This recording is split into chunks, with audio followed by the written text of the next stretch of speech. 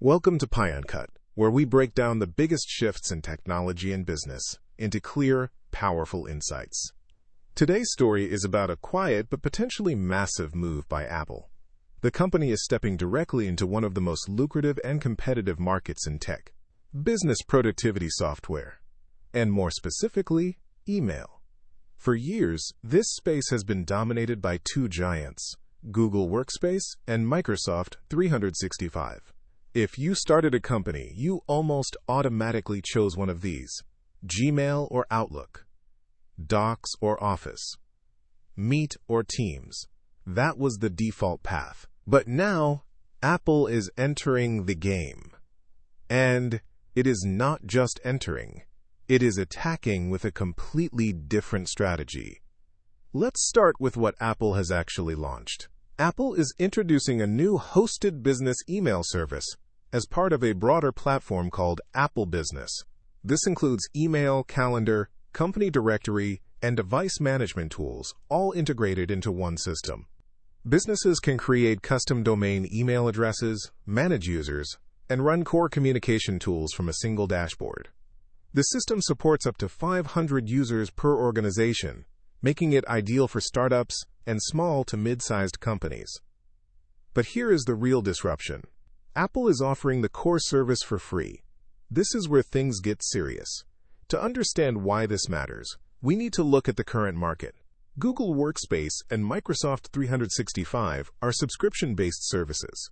Companies typically pay between $6 and $22 per user per month depending on features. That means a company with 100 employees could easily spend thousands of dollars every year just on email and collaboration tools. Apple is stepping in and saying, what if you didn't have to pay for that?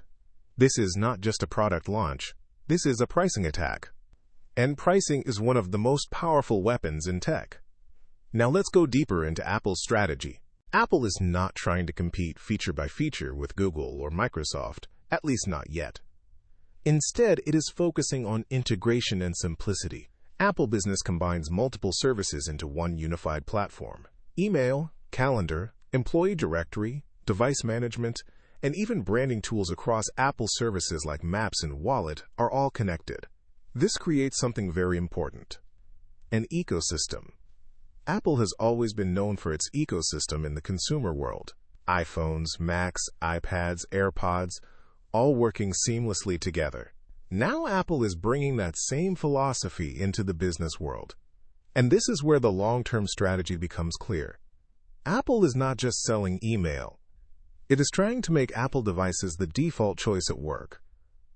Once a company uses Apple for email, device management, and internal communication, switching becomes harder. This is the same strategy that Microsoft used with Office and Google used with Workspace. Lock-in. But Apple's version of lock-in is different. It is based on hardware plus software integration. Now let's compare this with Google and Microsoft. Google Workspace is built around collaboration. Tools like Docs, Sheets, and Meet are designed for real-time teamwork across the cloud. Microsoft 365 is built around productivity and enterprise control. It combines Office apps like Word and Excel with enterprise tools like Teams, SharePoint, and Outlook. Both are powerful. Both are deeply embedded in businesses worldwide. But both also come with complexity and cost. Apple is targeting companies that want something simpler, a system that works out of the box, a system that does not require heavy IT setup, a system that integrates directly with devices employees already use. This is especially attractive for small businesses and startups. Now, here is where the story becomes even more interesting. Apple's service is not limited to Apple devices. Even though it is built around Apple's ecosystem, the email service supports standard protocols like IMAP. That means it can work with Windows and Android devices as well. This removes a major barrier to adoption.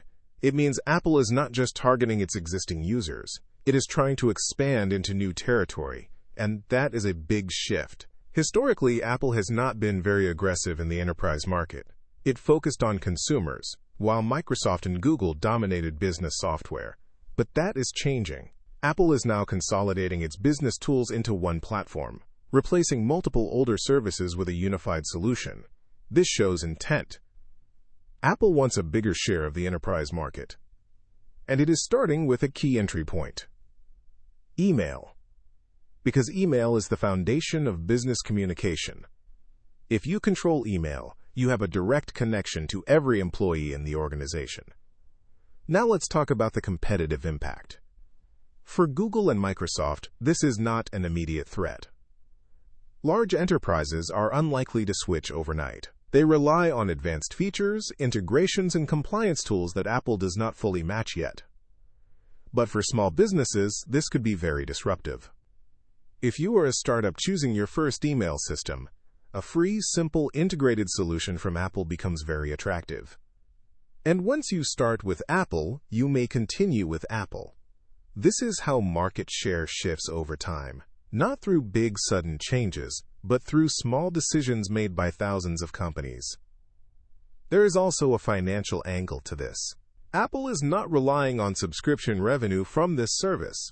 Instead, it is using it to drive hardware sales and ecosystem adoption. This is similar to how Apple uses iCloud. The base service is free, but users can pay for upgrades like additional storage.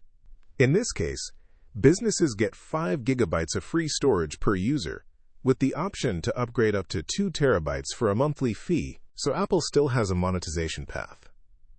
But the primary goal is not direct revenue. It is ecosystem expansion. Now let's step back and look at the bigger picture. This move is part of a broader trend in tech. The battle is no longer just about products. It is about ecosystems. Companies are trying to own entire workflows, not just individual tools. Google owns collaboration. Microsoft owns productivity. Apple is now trying to own the integrated experience. And this is happening at a time when businesses are rethinking their technology stacks. Remote work, AI tools, and cloud computing are reshaping how companies operate.